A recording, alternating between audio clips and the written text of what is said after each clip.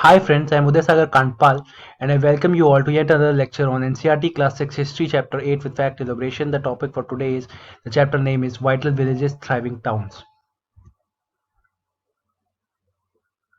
Why villages flourished?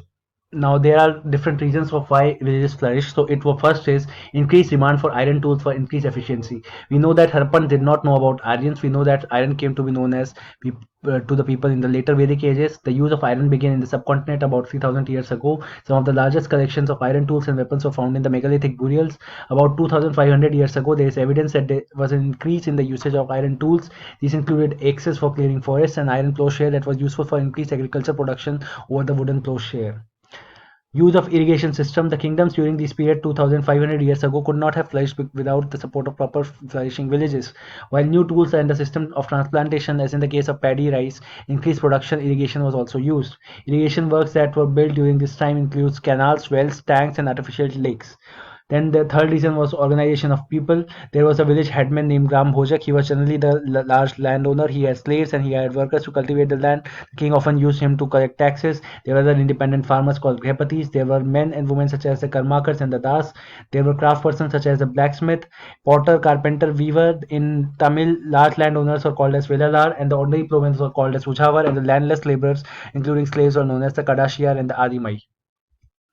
Sangam literature. The Sangam literature, historically known as the poetry of the noble ones, connotates the ancient Tamil literature and the earliest known literature of South India. The Tamil tradition and the legends link it to the three literary gatherings around Madurai and Kapatapuram, Pandyan's capitals. The first over 4440 years, the second over 3700 years, and the third over 1850 years before the start of the Common Era. Most scholars suggest the historical Sangam literature era spanned from 300 BCE to 300 CE. The Sangam literature had fallen into oblivion for much of the second millennium of the Common Era but was preserved and rediscovered in the monasteries of Hinduism, particularly those related to the Shaivism near Kumbhakonam by the colonial era scholars in the late 19th century. The rediscovered Sangam classical collection is largely a bardic corpus. It comprises of your text of the oldest surviving Tamil grammar, Tolak Tolkappiyam, the Ettukoi anthology, the 8 collections, and the Pattu Pattu anthology, the 10 songs. The Tamil literature that followed the Sangam period, that is after c. 250 CE, before 600 CE, is generally called as a post-Sangam literature. This collection contains 2,381 poems and the Tamil composed of 473 poets, some 102 anonymous. Of these, 16 poets account for the 50% of known Sangam literature, with the Kapilar, the most prolific poet, alone contributing just little less than 10% of the entire corpus. The poems vary between 3 to 782 lines long. The bardic poetry of the Sangam era is largely about love, Akam, and war, Puram, with the exception of the shorter poems such as in the Paripatal, Paripatal, which is more religious and praise Vishnu, Shiva, Durga, and Murugan. The first had roots of in the Hindu deity Shiva, his son Murugan, Kuber, as well as 545 sages, including the famous Rigvedic poet Agastya. The first academy states that the legend extended over 4 millennia and was located far to the south of the modern city of Madurai, a location after swallowed up by sea. The second academy was chaired up by very long-lived Agastya and was the eastern seaside Kapatpuram and lasted 3 millennia. This was followed by floods from the second Sangam states that the legend Akatyam and the Tolakapiyam survived and guided the third Sangam scholar. The earliest known mention of the Sangam legend, however, appears in the Tiruputtar Tantakam by Appar in the 7th century CE, while the extended version appears to be the 12th century Tiruvilathil Puranam by Perumparap Nampi. The legend states that the third Sangam of 449 poets scholars worked over 1850 years in the north Madurai Pandyan kingdom. He lists 6 anthologies of the Tamil poets, later a part of Ettukottai. So the part of Ettukottai, Nentukoi Nannuru 400 log poems, Kuruntokai Annuru 400 short poems, Narinai 400 Tinai landscape poems, Purunaru 400 outer poems, Enukurunaru 500 short poems, Pattirupattu 10 tens.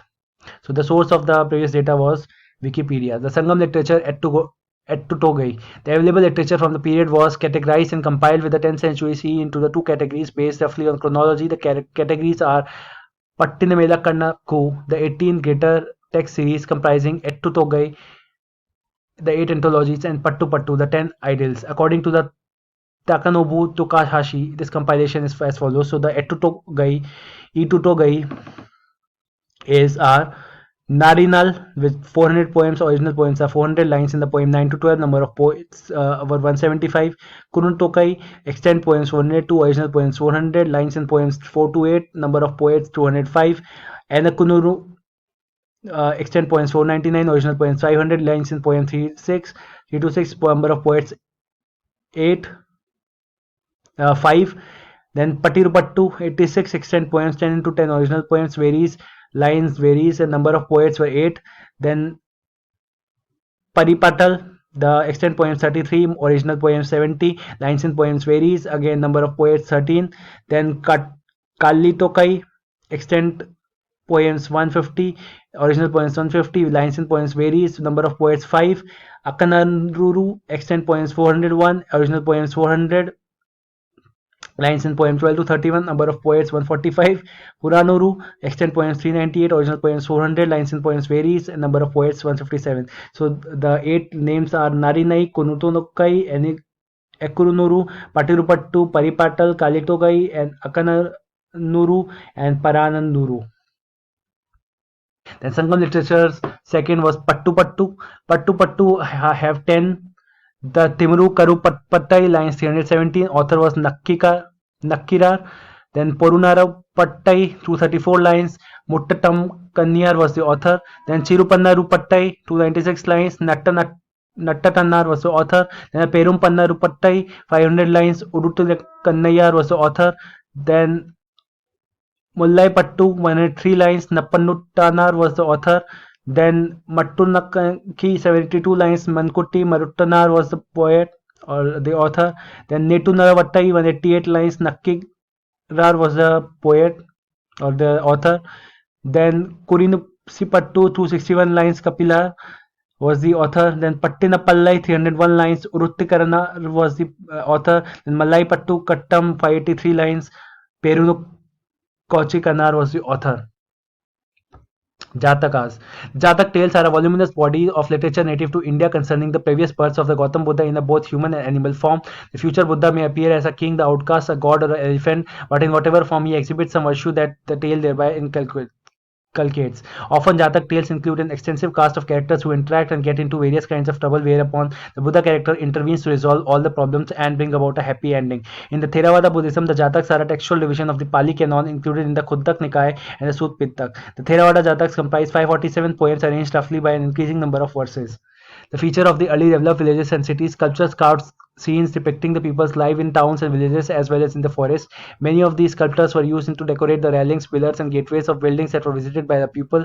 Many of the cities that developed from the 2500 years ago were the capitals of Majanpadas. Some of these cities were surrounded by fortified walls. In many cities, archaeologists have found rows of pots, ceramic rings arranged one on the top of cloths. These are known as ring wells. These seem to be used as toilets in some cases and drains and garbage dumps. These ring wells are usually found in the individual houses. The earliest coins that were used for about 500 years ago were the punch mark coins. There were cities, towns, and multiple functions. For example, Mathura 2500 years ago, there was fortifications around the city and several shrines. Many sculptures were also produced in Mathura, and around 2000 years ago, Mathura became the second capital of the city of Kushans. Mathura was also a religious center. There was Buddhist monastery, Jain shrine, and it was an important center of worship of Krishna. Many crafts were also found during the period, which include extremely fine pottery known as the northern black polishware. It's generally found in the northern part of the subcontinent. Many craft persons now started forming association known as Shreni. The Shreni provided training, produced raw materials, and distributed final products.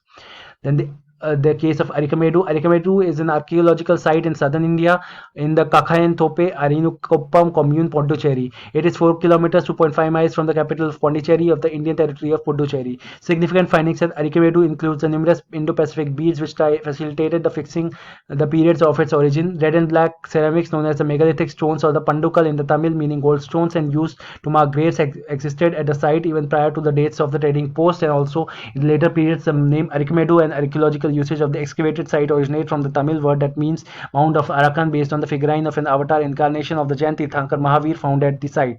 It is also linked with the Virai Pattinam, Viram Pattinam, meaning port of Virai, a village next to Arikamedu. Virai, according to the Sangam literature, was well known as a port and also for the salt pans in the Villi dynasty. The finds from the southern part of the mound belonging to the period from the later part of the 1st century BC to the 1st and 2nd century CE identify 40 structures include a brick and a lime mortar, plaster structure of oblong shape of 45 meters, 148 feet in length and with a divide wall used as a storehouse in the southern part, two walled enclosures with a pond and drainage systems in the northern part of the mount that indicate the dyeing operations that use wats to dye the muslin for export, pottery and both local and Mediterranean such as the amphorae and the Argentine wards that belong to the Terra Sigilla stand pottery of the 1st century BC, which went out to the use by 50 CE, and the pink amphorae jars that used to store wine or oil with the two handles and a yellow slip found in all layers of excavation. These all things are found in the Archimedu.